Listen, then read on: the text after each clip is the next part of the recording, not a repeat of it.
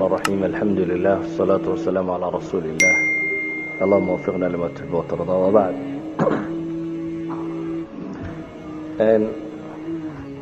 waxaynu ku jirnaa wali waqtigii lagu jiray sulxu xudaybiya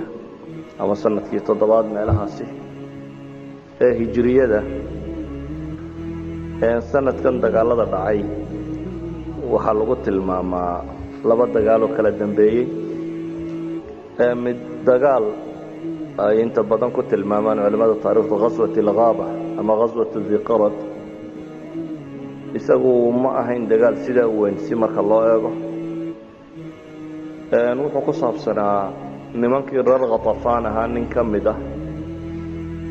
oo Uyaynah ibn Husn ninuu dhalay oo Cabdiraxmaan loo odhan jiray bay yiraahdaan ayaa soo weeraray geel uu nabigu alayhi salaatu wasalaam markii ay ka yimaadeen xudaybiya ka soo noqdeen ayuu geel dhalay ama geel ayuu nabigu alayhi salaatu wasalaam u dhiibay nin ka mid ahaa gulaamadii u shaqayn jiray Rabaax qofna waa la raaciyay haddaynu qisadatan batalkeeda ama halyeega qisadan ugu caansan qaadano sida uu warinayo riwaayaadkiisa mid ka mid ah مثلا رواية صحيح مسلم كقطالة سلمة بن الأكوع صحابي اللي ورجري ويان ورنو سو ورنيو سلمة بن الأكوع حديث دير أوليها وكجور رميو أن سلح حديبية ينوكي قارئ قالوا الصور رتيو يسوي جيتشي فين وأفر نساق بصدي أديرك عامرنين وتضوات النساء حلايو هذا النبي سيداي قصة يسوي ورنا يا يوم حقود دري أولي ما كانوا مقالة المدينة وصار قرني بيلي أن دقني أي النبي عليه الصلاة والسلام قال بود ريبويرو مال باديين لضاچيو ولغو هيو أن أنا جاي غلام كيس الرباح هذا راعني بولي أنا قال وحنا لسعدي بوت المام يا سلمة بن الأكوع وحن ودي فرس طلحة ولي صحابي طلحة بن عبيد الله اللي ورنشري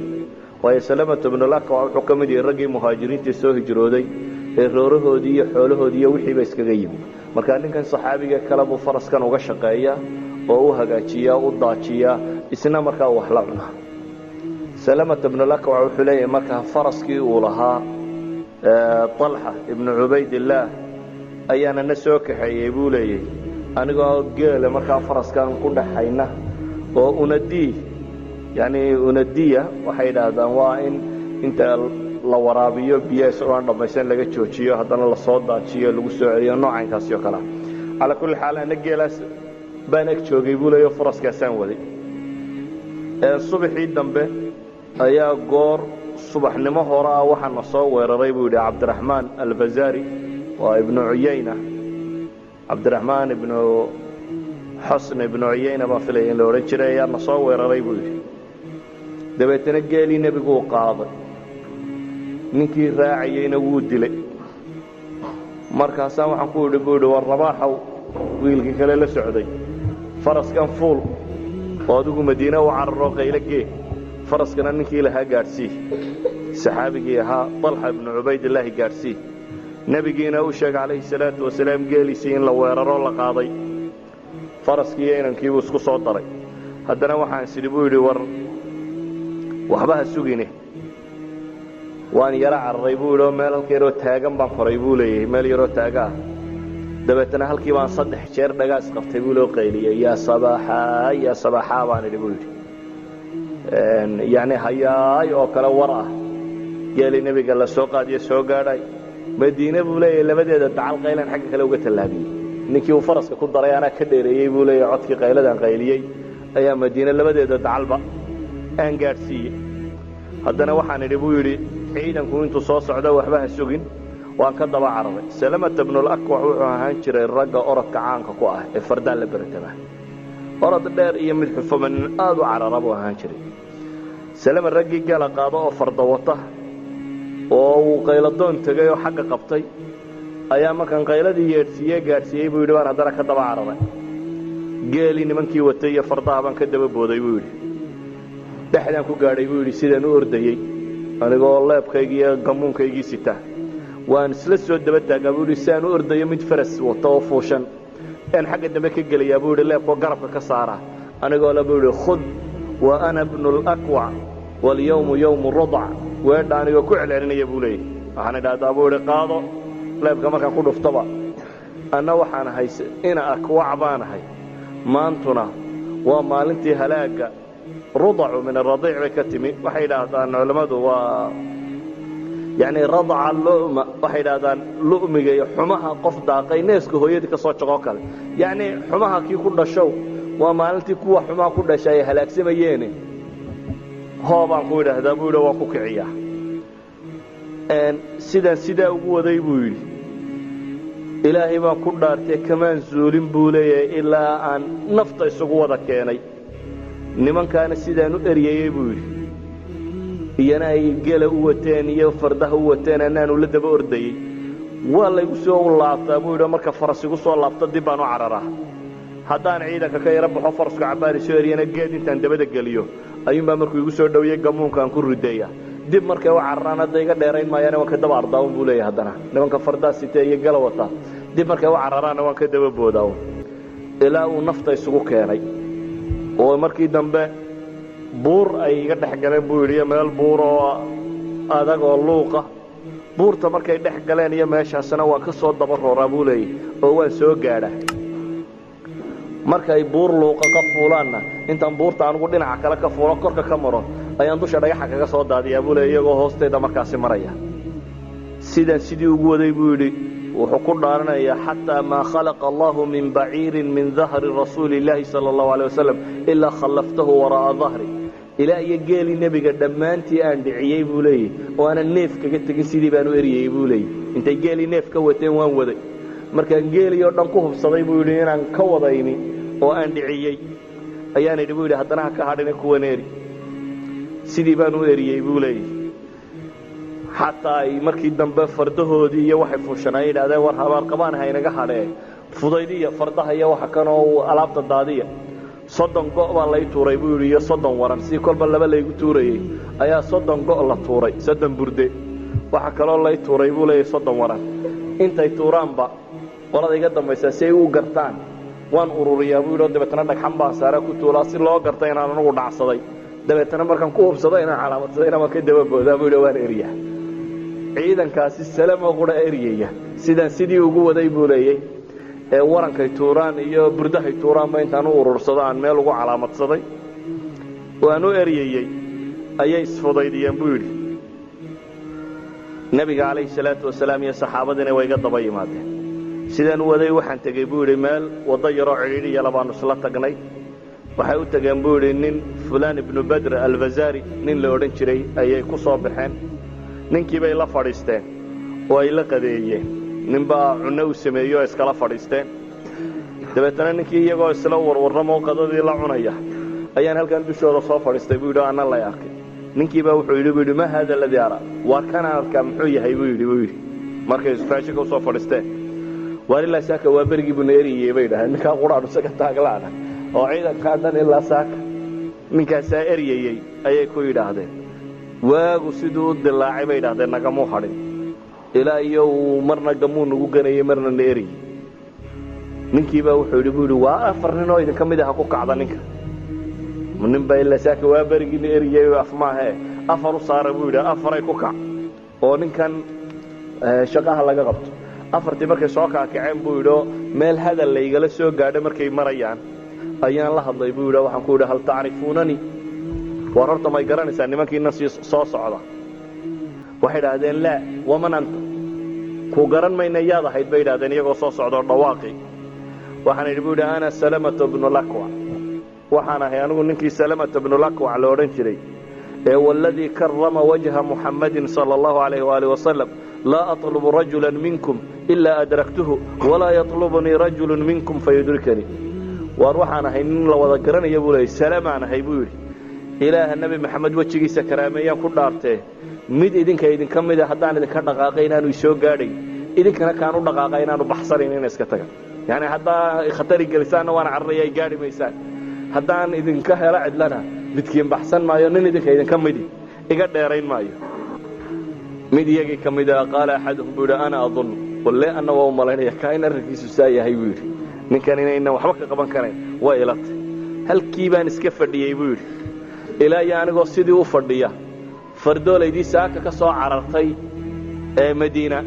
kuwoodii u horreeyey ay soo galeen buu yidhi oo arkay buu yidhi oo dhirta soo dhex xaabaya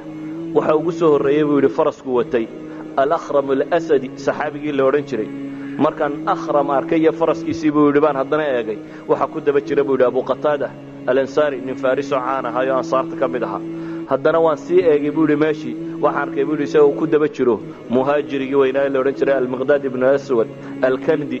saddexdaa fardoolay oo isdaba rooraya igu soo horreeyey buu yidhi dadka kii ugu horreeyey dabeetana waxaan qabtay buu yidhi faraskii akhram baan canaanilfaras baan qabtay buu yidhi nimankii way yaaceen markay arkeen fardoolaydii inay dee meesha soo gaadhay orodkaa la bilaabo waa la yaacay buu leeyay akhram baa waxaan ku yidhi yaa akhramow waar ka digtoonow buu yidhi isagoo aan nebiga calayhi salaatu wasalaam iyo ciidankii kula socon yay cidlo kuula bixine sug ha ku soo gaadhaan ciidanka kale eh wuxuu igu yidhi buu yidhi markaa akhram saxaabiga ugu horreeye faraska watay soo gaadha weeyaan buu yidhi yaa salama in kunta tu'minu biاllahi walyawmi alaakhir وتعلم أن الجنة حق والنار حق فلا تحل بيني وبين الشهادة انت هذا النبي وكو سو غاده بو يدي وارسلمو هداد إلهي يا مالنت قيام الرميسان تهي واد رميسان إنay jannadu xaq tahay aad rumaysantay naartu inay xaq tahay waar aniga iyo shahaadada hana kala celinayda saxaabigan wuxuu leeyahay ciidana sugi maayo shahaado doon baan haye waa soconaya nimanka ana sideedana u eriyay idaaba ku yiri markuu sidaa ii abhiyey buu yidhi baan u sii daayey isna faraskiisii markaan faraskii u sii daayey baa waxa u soo baxay buu yidhi cabdiraxmaan ibnu cuyayna ibnu alxusn ninkii la odhan jiray oo ciidankan wax dhacay ninkii hogaaminayaya ayaa u soo baxay buu yidhi dabeetana adugu seefaa la iswadaarsado faraskii cabdiraxmaan ayaa caqri lagu sameeyey kadibna cabdiraxmaan wuxuu la helay waranka ama seeftuu la helay saxaabigii akhram ilasadi dabeetana akhram halkaasuu shahiid ku noqday faraskiisiina waxaa ku booday buu yidhi cabdiraxmaankii laakiin markiiba waxaa soo gaadhay buu leeyahy abu qataada saxaabigii ansaarigii farisiga macruufka ahaaya oo daba rooraya ayaa soo gaadhay buu yidhi cabdiraxmaanna waxaa ka takhallusay buu yidhi markiiba abu qataada baa dilay wuxuu leeyahay isagoo weli salama qisadan ka sii warramaya فوالذي كرم وجه محمد صلى الله عليه وآله وسلم لطبعتهم أعدوا على رجلي حتى ما أرى ورائي من أصحاب محمد صلى الله عليه وآله وسلم ولا غبارهم شيئا عيدا كي مركي شبانا أياعين مع فردولي دي وحي وان كدير يهدنا وان كدب بودي بودي إلى أيا أي قادي بودي نمانكي صحابة دي عيدا كي مسلمين تردن بورد كودون حتى ينوغا قرصوما أنا نمانكي أريا يبولا يانا عيدا يلصعنين markay cadceeda dhucu sii dhawaa buu yidhi ay maqrib saaka salaadii subax buu soo eriyey maqribkiina wuu marinayaa weli wuu ordayaa markay maqribkii ku dhowayd buu leeyahay ayay ceel biyood ku weecdeen oo daaqarad ceelka la yidhahdo ama qaswada ceelka loogu magac daray ayay ku weecdeen buu yidhi is idhaahdeen ka cabba buu yidhi iyagoo harraadani le waa nimankii maanta oo dhan eriyee fanadaruu ilaya acdu waraahum waxay arkeen buu yidhi anigoo weli sidii u daba ordaya ceelka is idhaahdeen ku daadegoo ciidanka joojiya ayay waxay arkeen buu yidhi anigoo weli sidii u daba rooraya ceelkiina waan ka fujiyey buu yidhi waan ka kiciyey walla inaanay ka darin buu yidhi dhegley biyaa inaanay darsanin ee marka la arkay baa ceelkiina laga dareeray buu leeyahy luuq yaroo kalaa laga baxay buu yidhi buur anna sidii baan u daba cararay anigoo kolba kaan la soo gaadho buu yidhi gamuunka dhabarka ka gelinaya oo kolba mid gamuun gelinaya oo kule weli sidii khudha waana bnu lakwac walyawmu yawmu rudac mid baa markaa wuxuu yidhi buu yidhi yaa takalat umma akwacahu bukratan yani kii saaka salaadiina eriyuunbaa weli na daba taagan buu leeyahy waxaan ku yidhi buu yidhi nacam ya caduwa nafsi waa anigii uun kii naftiisa u colka ahaayow fardihii baa laba ka xaraantay buu yidhi oo daashay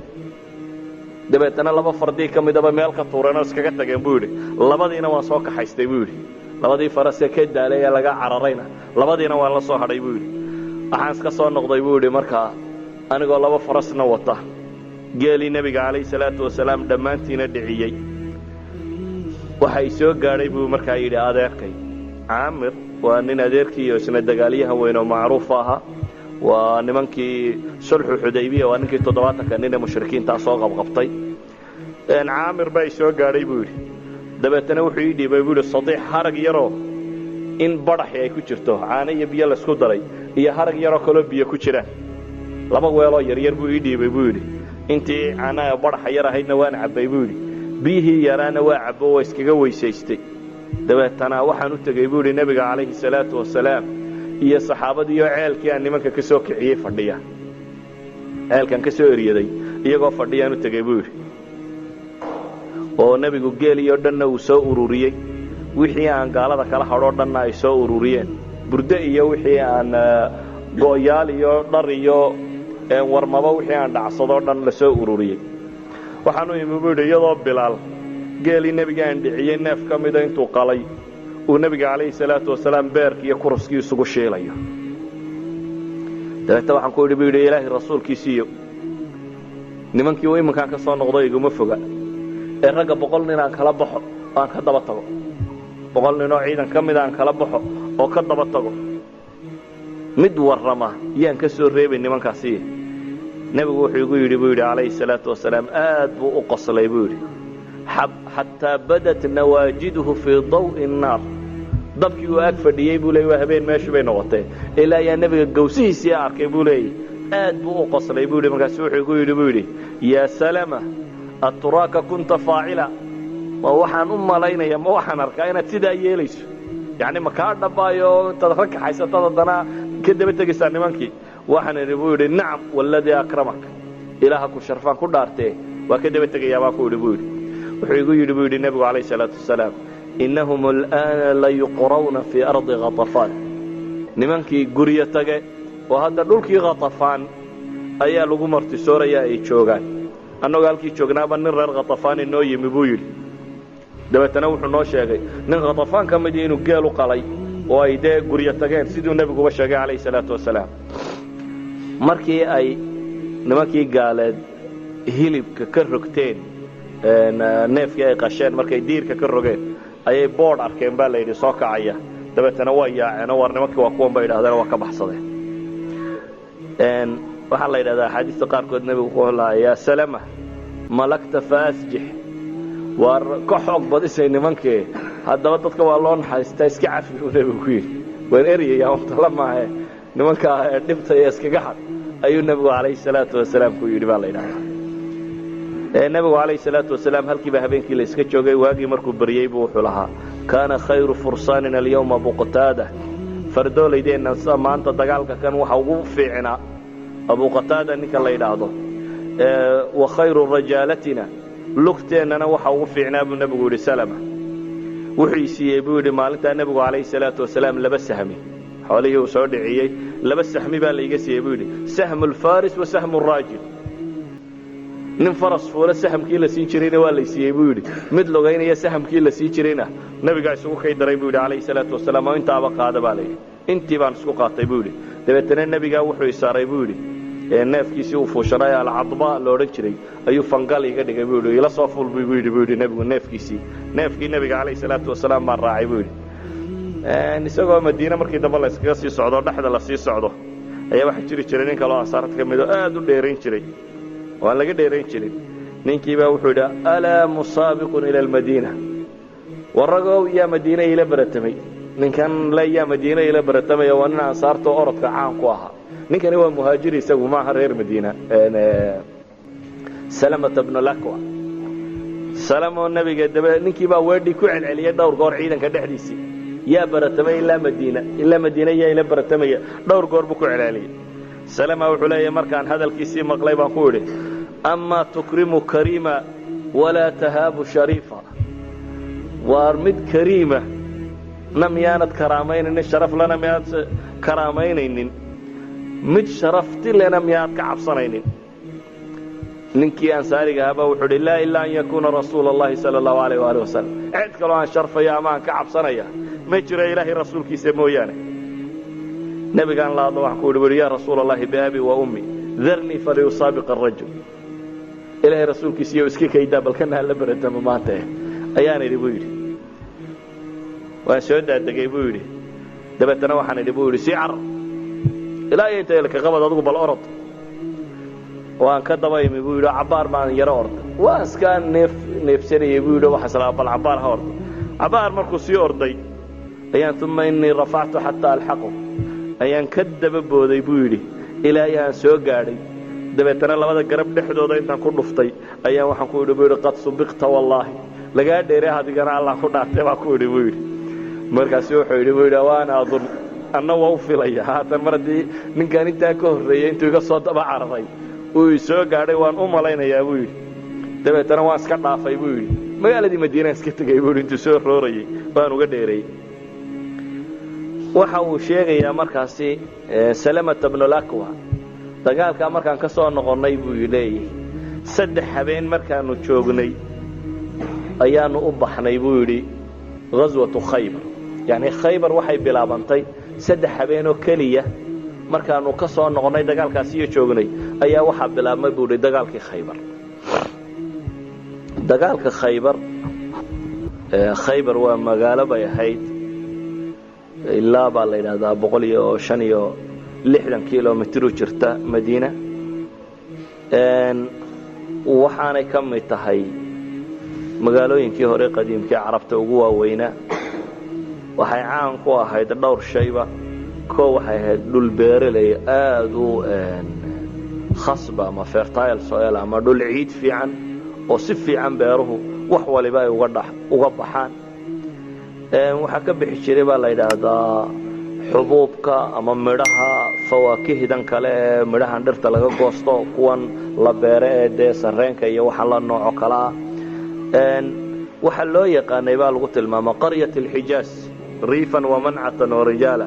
waa magaaladii xijaaz baa loo yaqaanay markay tay dhirta iyo waxa ku yaaliya say u magaalaysantay ama beeraha iyo waxa ka soo go'a ama ragga xataa degan waxaanay lahaan jirtay suuq macruuf oo suuq nataa la yiraahdo suuqa qiimaki cuqaad iyo majaaz iyo dilmajin iyo suuqa qaasima kaagteeda ku oli jiro moosinta xajka la isugu yimaado khaybarna suuq nataa la yiraahdo ba ku oli jiray oo qabiilkan weyna qatafaan la yiraahdo ee ghazwatul ahzab dagaalka quraysh soo raacay suuq ay ilaaliyaan ayaa meesha ku oli jiray makaanadeeda iqtisaadiga dhaqaale daraadeedna waa dhul ay meel ay degi jireen dad tujaara iyo dad xirfadyahanna ayaa degi jiray waxaana deganaan jiray dad isugu jira carab iyo yuhuud labada kooxoodba way degi jireen laakiin markii yuhuudii madiina laga soo saaray ee ijlaaga lagu sameeyey yuhuudii reer banu qanuqaatii reer banu nadiirtii labada kooxoodba markii la soo saaray gaar ahaan zucamadii reer banu nadiir waxay degeen khaybar weliba dee waxaynu dhihi ijlaaga reer banu nadiir waxa loo ogolaa maxay inay dumarka iyo caruurta iyo xoolahooda wixii ay raran karaanba inay rartaan baa loo ogolaaday markii ay ka soo baxayeen magaalada madiina waxoodiiba intay la soo guureen bale culamada taariikhda qaar ka mid waxay dhahaan maaltay soo guurayeen durbaanay tumanayeen iyo heesaa loo qaado yacni reer uun dad guuray unbay wakaayeen waxoodii oo dhan qaatay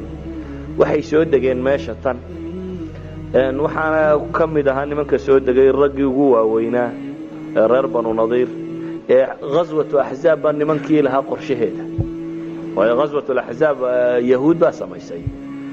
سلام بن أبي الحقيق نكي لورن جريو كنان بن الربيع بن أبي الحقيق نكي لورن جري حيي بن أخطب رقاصها رقي وويناية كمدها يهود وما القبينناها صابح مكي مي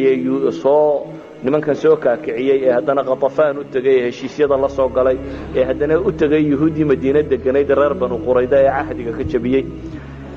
nabigana kaleey salaatu wasalaam waxaan leenahay 3 ciidan oo kala gadisan buu la dagaalamay yahuud iyo quraysh iyo arabti iyo reer miyiga kan iyo waxa kan qatafaan ay caga ku wadato 3 kooxood oo kala gadisan bay ahaayeen kooxdii ugu colaada xumay ama ugu dagaalka badnayd quraysh bay ahaayeen oo iyaga heshiis nabadeed buu la soo galay baan nidhi waxa ku haray markaa 2 kooxood oo kale labadan kooxood kooxi waa kooxdan carabta ee midba geela dhacaysay madiina soo weerartay oo niman reer miyiga badan oo wax kala haysanin oo najid iyo dhulka dago oo reer baadiya iyo yahuud nabigu kaleey salaatu wasalaam markuu ka soo noqdayba sulh hudaybiya dad iyagu ku tashaday inuu shaqo ka qabto waxa kamid ah markaas reer khaybar yahuudi iyo dadkan khaybar deganaa reer khaybar ragoodii waaweynaa qaar hore loo dilay ومثلا سلام بن أبي الحقيق وواطن اللي واحد دلي وكي عبد الله بن عتيق صحابي اللي رنشري يدلين وحكم إذا مثلا حيي بن الأخطب وكي اللي قد لي reer banu qurayda nimankii ku hadhay buu kamid ahaa heshiiska markay jabinayeen odayadii uu tagay la joogay idinka aan idin la dagaalgalaya ayuu kamid ahaa nabigu kaleey salaatu wasalaam waliba waxay sheegaan culimada taariikh yaani xadiisan sanadkoodu saasi uu xooganay ibn isxaaq xadiis sanadkiisa raawi majhuuli ku jiro ayaa wuxuu sheegaa xataa nabigu inuu waraaq u soo diray isagoo xasuusinaya islaamnimada iyo diinta inay qaataan iyo heshiiska raba laakiin waxa uu may dhigtaagin marna ma yaqbalin walidaalka nabigu kaleey salaatu wasalaam suu imaam al-bukhari batilmaamayay xadiidkii abdullah ibn atiika inuu soo maray oo ninkaasi u fasaxay in la dilo culimada taariikhdu waxay kaloo sheegaan ama mufassiriintu quraankii soo degay markii laga soo laabtay meesha la yiraahdo xudaybiya markii laga soo laabtay waxa soo degay aayad quraan oo mufassiriintu ku tilmaamaan in ilaahay ubayabo hay khaybar ghaniimayna muslimiinta u tahay waayadka ilaahay leeyahay wa'ada Allahu maghanima kathira ta'khudunaha fa'ajjala lakum hadhihi waxay culimadu yiraahdaan al-maghanim al-kathira wa khaybar tala ta'jiiliyana wa sulhu xudaybiya bay ku tilmaamaan غزوة markuu soo baxay nabigu kaleey salaatu wasalaam waxa uu weydiistay inay la soo dagaal galaan oo qura cidii soo raacday sulhu xudaybiya kuriya dhowrkii boqolan in sulhu xudaybiya la socday kuwaas oo qura inay noqdaan ducafaa iimaanka iyo munaafiqiinta iyo kuwii maalintii horeba raaci waayeen la reebo waxaanay culimadu sheegaan waa kuwa ilaahay quraanka ku tilmaamay leeyahay sayaqulu al-mukhallafuna idan talaqtum ila maghanim lita'khudhuha ذرونا نتبعكم يريدون أن يبدلوا كلام الله قل لن تتبعونا كذلكم قال الله من قبل فسيقولون بل تحسدوننا بل كانوا لا يفقهون إلا قليلا وعربتي يا مرافقتي يدكي للريب يكي هربك قيب قلي واي إلا يري هذا يدنكو كما قيب قليسان وكما حلا إلى هذا غزوة ضدكي النبي الراعي عليه الصلاة والسلام رقب يعطوا الرضوان بهاي يعني كوحدي والنبي عليه الصلاة والسلام الدعيي أما كوحدي إلهي لقد رضي الله عن الذين يعني كو إلهي كنت المامي قال الرالي كالنغضي إذ يبايعونك تحت شجرة كو قال له كنت المامي لقد رضي الله عن المؤمنين إذ يبايعونك تحت شجرة فعلم ما في قلوبهم فأنزل سكينة عليهم وأثابهم فتحا قريبا ومغانم كثيرة تأخذونها وكان الله عزيزا حكيما وعدكم الله مغانم كثيرة تأخذونها فعجل لكم هذه إلى آخر الآيات رق بيهاي رمتي كسو عن أما إنه ركرنا الرق سجارة وتلماما بيهاي غزوة وحي مؤرخين تكت الماما صنت كي تضباده هجرية دين دعدي ابن إسحاق محرم بوكشيغا واقدنا صفر أمر ربيع الأول ميلها سكوشيغا وصنت كي تضبات بلويديسي إن كستول لبدا إمامي ووين إمام الزهري يا إمام مالك أيو كوشيغان سنة 6 إني دعدي لكن وقضية إنه نري وحي كصاب سنتها هذا درك هذه جور تاريخ أي علماء التاريخ بسكوها يعني وسنة دحية وحي كصاب سنتها بي علماء يرادان خلاف قول دحية جور ما لقى بلا بي تاريخ الهجري يعني النبي عليه الصلاة والسلام ربيع الأول بسوا هجرودي إذن ما وحى لقى بلا بي سنة كدم ودور كم بلاد سنة كهري وحمل ترين ما سنة كدم مقابلها ما مسه waxa laga bilaabaya dhowrkii bilood ka horeeyay hijriyada lagu soo daraya sanadka muharramtii inta la qaato muharram iyo safar iyo kuwaas oo aan ku jirin de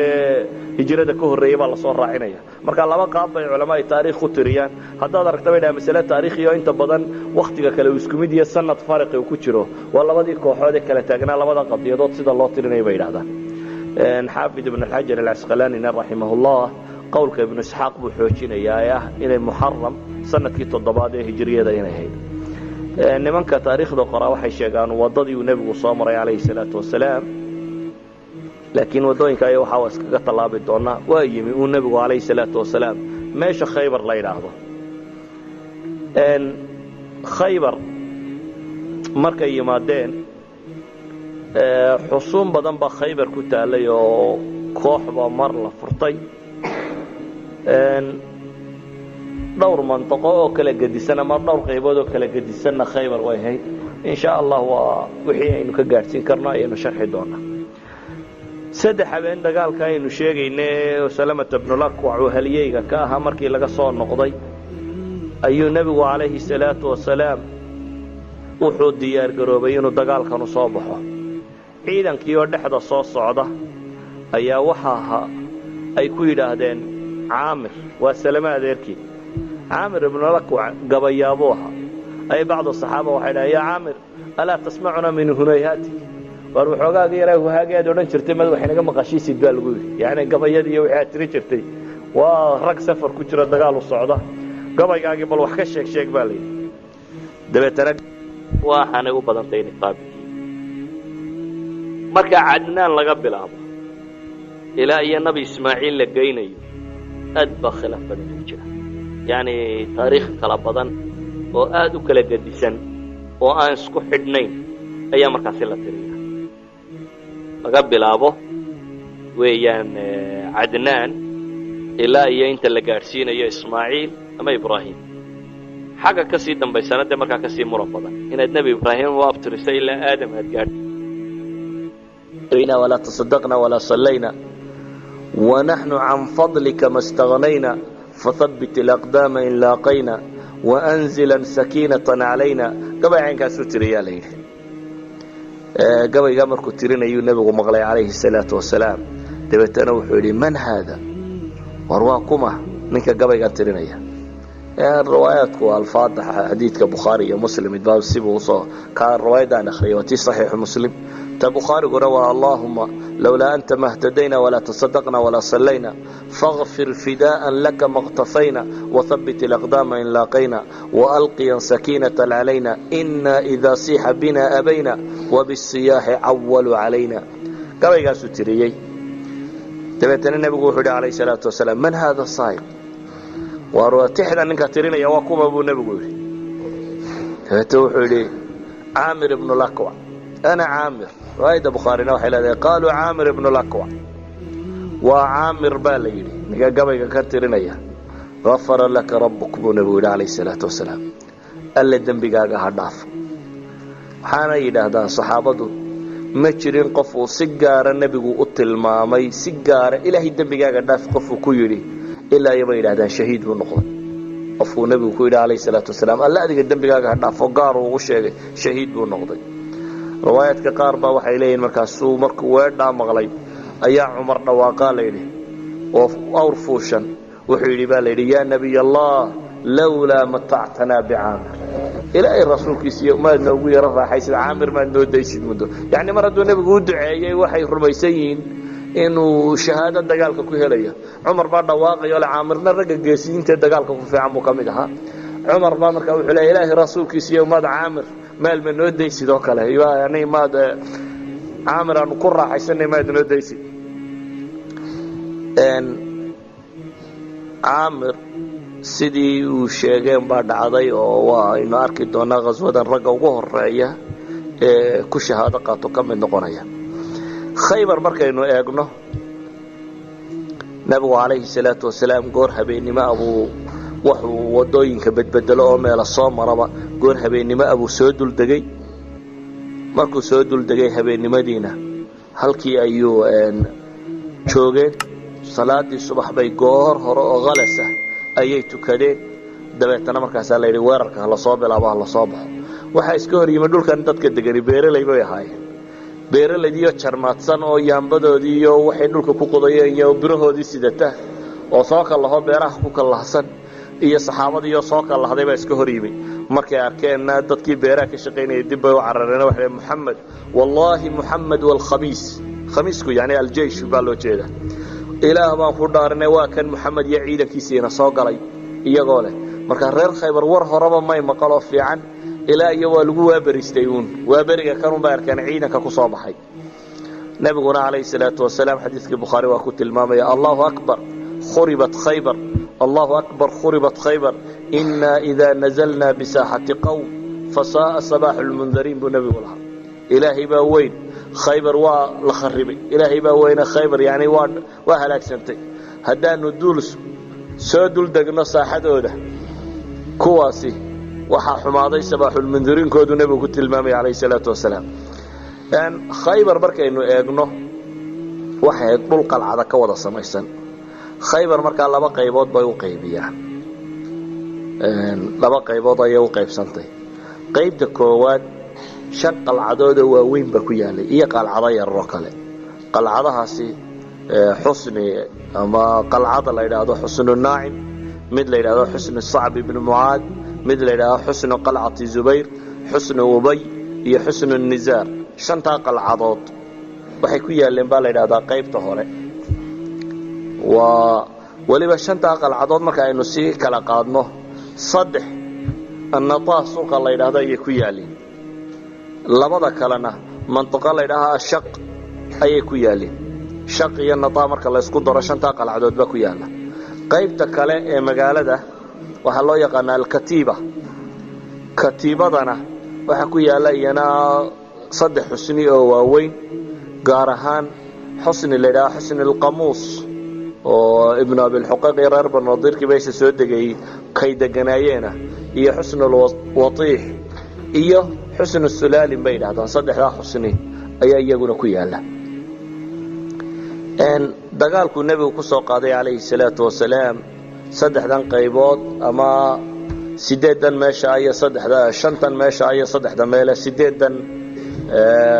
qalcadoodba. waxaa kaloo iyana jira qalcado yararoo badan, yani magaaladu magaalo istraatiijiya bay ahayd, qalcado waaweyn dhufaysyaale, qalcado yaryaroo tiro badan oo kalena way iska jireen, laakiin intani waa inta ugu waaweyn. culammadu waxay ku tilmaamaan ciidankii muslimiintu kow wuxuu ku soo beegmay xusnigan ugu horeeya xusnu naacim la yidhaahdo. riwaayaat ulxadiid sibay u kala horhoraysiiyaan, laakiin insha allahu tacaala ayan kaankii u horeeya uu yahay waynu iska wada guud mari doonaa. xataa axaadiista saxiixa lafteeda aad moodaa inay kala yaro horhoraysiiso. weliba axaadiista qaarkood waxay sheegayaan in 2dii cashee hore ee inta laga galay qalcadda la galay inay ku adkaatay in la furto, maalin saddexaadii inay ahayd maalinta la furanayay. xusniga kan aynu ku sheegnay xusnu naacimka, xusniga kan ah, xusnigani waa kuwa ugu waaweynaa, weliba waa ku deganaa baa la yidhahdaa ninkii la odhan jiray marxab. marxab waa nin yahuudiya oo dagaalyahan oo aada u caan ah, yani carabtu niman baa jiray had iyo goor la tilmaami jiro oo la odhan jiray yucaddu bil-alf, hebel bay yidhahdaan kunbuu u dhigmaa baa la odhan jiray. waa camar ibnu cabdilwud iyo marxabkan iyo rag baa jiri jiray taarikhda carabeed ama jaziira alcarabiya la tilmaamo oo la yidhahda nimankaasi dagaalyahanay ahaayeenoo ninkii kun nin buu u dhigmaa la odhan jiray. marka qalcaddu ninkaasi deganaa bay ka mid ahay. waxaa soo baxay, waxaa la yidhahdaa nebigu calayhi salaatu wasalaam wuxuu yidhi aroorta calanka waxaan u dhiibi doonaa nin ilaahay iyo rasuulkiisa jecel, ilaah iyo rasuulkiisuna jecel yihiin oo gacantiisa ilaahay inoogu furi doona. subaxaas saxaabadu waxaa la yidhahdaa mansiladan inay wada gaadhaan waa la wada hungureeyey. dabeetana nebigu wuxuu yidhi calayhi salaatu wasalaam ayna caliy bnu abi aalib, calime waxaa la yidhi ilaahay rasuulkiisa iyo cali bakooraa ku dhacdo waxbaba arki maayo, wuu bakooroobay. dabeetana meel buu fadhiya. waxaa la yidhi cali 2da indhoodba bakooraa ka hayso waa ka halkaa fadhiya baa la yidhi isaga waxba arki maayo, iigu yeedha buu yidhi soo kaxeeya nebigu calayhi salaatu wasalaam. cali aan waxba arkeen oo bakooro qaba ayaa nebiga loo keenay calayhi salaatu wasalaam. dabeetana nebigu indhuhu candhuuf ugu tufay, dabeetana wuu u duceeyey. ilaahay subxaana wa tacaala 2diiba fay buu ka siiyey. markaas 2dii indhoodba si fiican ayuu wax uga arkay. markaasuu nebigu raayada u dhiibay oo wuxuu yidhi dagaalan, ciidanka raaya calankiisa waa kaasay dagaalgeli adigu. wuxuu yidhi ilaahay rasuulkiisa maxaan kula dagaalamaa wax ii sheeg. wuxuu nebigu yidhi ma waxaan la dagaalama buu yidhi xataa yakuunuu milana, annagoo kale intay ka noqonayaan dagaalka miyaan ku wadaa buu yidhi. nebigu wuxuu ku yidhi calayhi salaatu wasalaam infid calaa raslik xataa tanzila bisaaxatihim uma adcuuhum ila alislaam, yacni deg ilaa iyo intaad meeshooda aad gaadhayso, marka aad gaadhana islaamnimo ugu yeedh buu nebigu leeyahy. yani waxa uu xadiidka nebigu ku tilmaamaya hadafka koowaad ee muslimiintu ay lahayn may ahayn magaaladu xoolaa yaal ama waxan baa yaala soo qaadqaadateen, kama ahayn. hadafku wuxuu ahayn dadkan diin loo sheego. wuxuu nebigu ku yidhi calayhi salaatu wasalaam dadka diin ugu yeedh oo waakhbirhum bimaa yajib calayhim min xaqi illaahi fiih, oo u sheeg waxa xaqa alle ee dadkan ku waajibay u sharax buu ku yidhi nebigu calayhi salaatu wasalaam. dabeetana wuxuu waliba nabigu u sheegay sidaas samee isagoo nabigu ku dhiiri gelinayaba wuxuu leeyahay yani waxaad meeshan dareemi kartaa haddaad nin madaxa ahaan lahayd oo aad ciidan dirayso dad ay hayseen dagaalka janan ciidamadaada ka mid ah rabto inaad la dagaal galo waxaa laga yaabaa dad qofka caadiga wuxuu ka fikri lahaa xoog ula dagaalan oo nimanka iyaan meel laydinka soo dhicina dawaaku ka ragga si fiican u dagaalgali u dardaaranka macquulkii laga fikray ahaan lahaa laakiin meesha waxaa ka muuqata nabigu calayhi salaatu wasalaam dadkan inuu hidaaye la rabay hanuun inuu la rabay inaanu dilku ahayn shayga loo socdo qofka in la dilaa oo naar loo kaxeeyana inay muhiimad ahayn muhiimaddu inay tahay dadka in la nooleeyo xagga jannada iyo alle loo kaxeeyo inuu shayga muhiimka ah yahay walidaalika iyagoo cadow ah oo islaamka la dagaalamay oo waxaasoo dhiba soo sameeyey ayuu haddana nebigu wuxuu leeyahay horta hallaynine islaamnimo ugu yeedho u sheeg wuxuu kaloo nebigu u tilmaamaya calayhi salaatu wasalaam inaad layso oo xoolahoodoo dhan soo qaadato waxaa ka khayr badan mid qura intaad wax u sheegtay inuu diinta qaata buu nebigu leeyahay waa xadiidka macruufka maalintuu nebigu lahaa فوالله لأن يهدي الله بك رجلا واحدا خير لك من يكون لك حمر النعم نبي كويد عليه الصلاة والسلام إن إلهي هنونيه وقواسين الله سبحانه وتعالى وصاه هنونيه هل قف أو إياك كمدين الدين تقاطه أيها وحي كاغا خير بدن تيبون نبي قولي قيلة كيس عصاص يعني غنيمة إياه ما شاء الله فرطونا وحا خير بدن هل قف أو إياك كمده inuu diinta gaadho sidaasuu nabigu calayhi salaatu wasalaam kula dardaarmay dabeetana sidaa ayay dagaalkii ku soo galeen saxaabadii markii ay xusnigii wada dul yimaadeen xisnigii ama qalcaddii markii la wada dul yimi ayaa sida salamatul akwac uu sheegayo waxa soo baxay boqorkoodii nimankan ama ninkii odayga oo ahaa madaxda ahaa ee marxab la odhan jiray oo gabay tirinaya isagoo la qad calimat khaybaru annii marxabu شاك السلاح بطل مجرب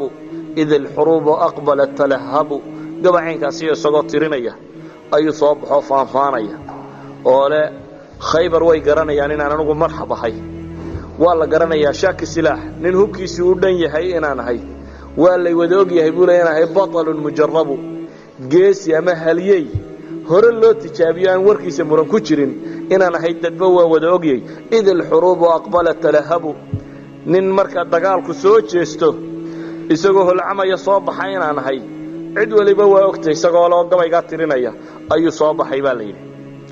dabeetana saxaabadii waxa ka soo dhaxbooday saxaabigii salama adeerkii caamir loo oran jiray ee gabayaaga ahayo isna gabay wada ayaa soo baxoo leh qad calimat khaybaru anni caamirun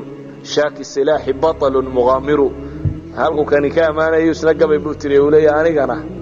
reer khaybar way wada garanayaan inaan caamir ahay buu yiri hubkiisuna inuu dhan yahay kani wuxuu sheegtay batal mujarrab oo la soo tijaabiyay inaan ahay aniguna batal mughamira baan ahay buu leeyahay nin balada madaxa isugu tuuray inaan ahay waa la wada og yahay buu leeyahay uu soo baxay mubaarazadii koowaad waxa isugu soo baxay markaasi caamir ibn rakwa iyo marxab yahuudigaasi la oran jiray dabeetana laba seefood baa la isweydaarsaday seeftii uu marxab ku soo daayay caamir wuxuu isaga dhigay baalkiisii taraskii gaashaankiisii ayuu isaga dhigoo lamuu helin caamir markaa wuxuu ku talagalay tiisii markuu gaashaanka isaga dhigay tiisa inuu xagga hoose ka xuluuliyo laakiin ilaahay baa qoray mudustiisii xagga hoose kaga mudbay dubaabadii seeftoo afkeedii hoos u yara dhacay dabeetana isaga ay lowgiisa dhinaciisan hoose ayay isaga ka sii jartay caamir wuxuu u geeriyooday markaasi oo uu dhintay nabarkii seefte isaga ku dhacay oo isla seeftiisii ayuu dhacay waxaa dabeetana u soo baxay waa ka dee salamatu ibn al-aqwa xadiidkiisa dheer waa ka ku tilmaamaya nabigaan u imi buu yidhi anigoo xoogaa murugaysan saxaabadii baa qaar waxay idhaahdeen ogey waa kaa naftiisa dilay inuu cid kala dila daayay يعني waxay ka dhigeen qaatilu nafsi oo kale kaanama uu caamir yahay oo ilayeen cid inuu dila daayay naftiisii buu dilo amalkiisii wuu buray salama wuxuu leeyahay anigoo xoogaa murugaysan ayaa nabiga u yimi calayhi salaatu wasalaam dabeetana wuxuu igu yidhi rasuulku calayhi salaatu wasalaam maxaa dhacay waxaan idhi ana ooyayaan u yimi buu yidhi nabiga wuxuu igu yidhi maxaa dhacay waxaan idhi yaa rasuul allahi batala camalu caamirin waxay leeyihin ilaahay rasuulkiisiiyo caamir camalkiisii oo dhammi wuu buray. nebigu calayhi salaatu wasalaam wuxuu yidhi man qaala daalik, warka aad sheegaysa yaa yidhi? waxaan idhi buu yidhi naasun min asxaabik, saxaabadaada rag ka midaasaa sheegaya. kadaba man qaala daalik buu nebigu yidhi calayhi salaatu wasalaam, been buu sheegay ninka warkaa ku hadlay. bal lahu ajruhu maratayn, laba ajar buu leeyahy. lajaahidun mujaahidun qalun carabiyun mashaa biha mala. yani nebigu calayhi salaatu wasalaam wuxuu ku tilmaamay laba ajar inuu leeyahay, ee inaanu saxaabigaasi yani qaatilu nafsi inaanu hayne shahiid dagaal ku dhintay inuu yahay buu nebigu calayhi salaatu wasalaam u tilmaamaya. marxab ayaa gabaygiisii halkii ka sii watay. dabeetana caliy bn abi aalib baa u soo baxay oo isna gabyayoo leh ana aladii samatnii ummii xaydara kalayfi haabaati kariihi lmandara uufiihim bisaaci kayla sandara. caliyo isna gabyayoo leh anigu waxaan ahay kay hooyadii xaydara u bixisa. xaydarku waa libaax, hooyadii kay libaax ula baxday baan ahay. waxaan ahay kalayfi haabaatin kariihi lmandara, sida libaax kaynta ku jira aragiisu yani shaashkiisa iyo aragiisu baqaha dadka uu geliyo. uufiihim bisaaci kayla sandara, saacooda waxaan ugu miisaa kaylu sandara, waa kayl weyn. yani hadday ii galameeyaan waan u jawaaneeyaayoo kale macno ah, waa weelka weyn ayaan wax ugu miisaa. isagoo labuu soo baxay. dabeetana cali baa yuhuudigaasi kow kaga siiyey, halkaas buu ku geeriyooday. habaarqabihii marxab lo odhan jiray waxay culamada taariikh sheegaan haddana walaalkiibaa isi soo taagay yaasir nin la yidhaahdo ay marxabka walaalayiin oo man yubaris yaa soo baxay leh. isagana waxay yidhahdeen zubayr ibnu alcawaam baa u baxay say sheegaan. ka hore waa xadiis saxiixa isagu iyo cali. waxay yidhahdaan waxa u baxay kan kale zubayr ibnu alcawaam baa isagana dilay. calaa kulli xaal qalcadan ciddii ku jirtay dib bay isugu yaacday, waxaanay noqotay in qalcadatan muslimiintu ay furtaan. gaaladii waa sii guratay. qalcada ka sii dambaysay sacb ibnu mucaad la yidhaahda ayaa la galay.